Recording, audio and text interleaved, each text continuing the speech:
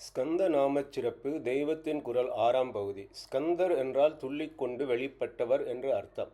பரமேஸ்வரனுடைய சக்தி நேத்திர ஜோதிஷாக ஒரே துடிப்போடு அனுகிரகம் பண்ண வேண்டுமென்ற துடிப்போடு துள்ளிக்கொண்டு வெளிப்பட்டே ஸ்கந்தமூர்த்தி உத்பவானவர்.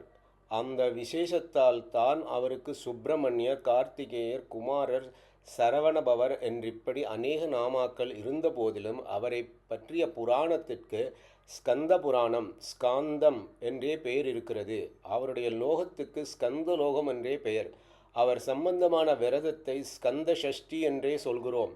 அம்பாளோடும் முருகனோடும் இருக்கும்போது பரமேஸ்வர மூர்த்திக்கும் சோமாஸ்கந்தர் என்றே பெயர் இருக்கிறது. முருகன் என்ற அவருக்கு சிறப்பாக தமிழ் பெயர் கொடுத்திருந்தும் நம் பாஷையிலும் கந்தர் அனுபூதி, கந்தர் அலங்காரம், கந்தர் கலிவெண்பா என்றெல்லாம் ஸ்தோத்திரங்கள் இருக்கின்றன.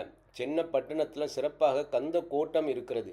ஸ்ருதியில், அதாவது வேதத்திலே ஒன்று வந்துவிட்டதென்றால் அதற்கு தனி பெருமை, தனி கௌரவம் உண்டு. அப்படி இந்த ஸ்கந்த நாமத்திற்கு இருக்கிறது. புராணமான ஸ்காந்தத்தில் வள்ளி என்ற ஜீவனுக்கு நாரதர் குரு ஸ்தானம் என்று வருகிறதென்றால், ஸ்ருதியை சேர்ந்த சாந்தோக்கிய உபனிஷத்தில் அந்த நாரதருக்கு சுப்பிரமணியரின் பூர்வ அவதாரமான சனத்குமாரர் ஞானோபதேசம் பண்ணியதாக வருகிறது. சனத் என்று பிரம்மாவுக்கு பெயர். ஸோ சிருஷ்டி ஆரம்பத்திலேயே பிரம்மாவின் மானச புத்திரராக பிறந்தவர் சனத்குமாரர். சனக, சனந்தன, சனாதன, சனத்குமாரர் என்ற நால்வரில் முக்கியமானவர். பிறக்கும்போதே பிரம்மஞானியாக இருந்த அவர்களே நிவிருத்தி மார்க்கம் என்ற சந்நியாச ஆதர்ஷ புருஷர்கள். காமமே தெரியாத நித்திய பாலகர்களாக இருப்பவர்கள். அவரை பற்றி என்ன சாந்தோக்கியத்தில் வருகுது அப்படின்னு சொல்கிறாங்க. பிரம்மகுமாரர் அந்த சனத்குமாரரே தான் சிவகுமாரரான சுப்பிரமணியராக வந்தார் என்று சாந்தோக்கியத்தில் இருக்கிறது. எப்படி போட்டிருக்கிறாங்கன்னு பாருங்கள். சனத்குமாரர் தான் சுப்பிரமணியர் என்று முடிகிற இடத்தில் ஒரு தரத்துக்கு 2 தரமாக ஸ்கந்த ஸ்கந்த என்று இந்த நாமாவை சொல்லியிருக்கிறது. எங்கன்னா சாந்தோக்கியத்தில், அதாவது ஸ்ருதியின் சிரசான சாந்தோக்கியத்தில் அப்படின்னு காஞ்சி மாதம் சொல்கிறாரு. அப்படியே கண்டினியூ பண்ணுறாரு.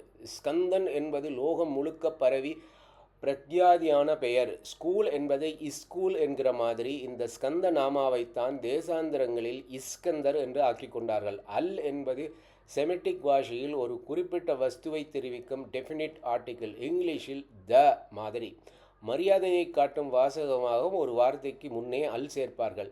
இப்படி உருவான அல் இஸ்கந்தர் தான் கிரீஸ் வரை போய் அலெக்சாண்டர் என்று ஆனது.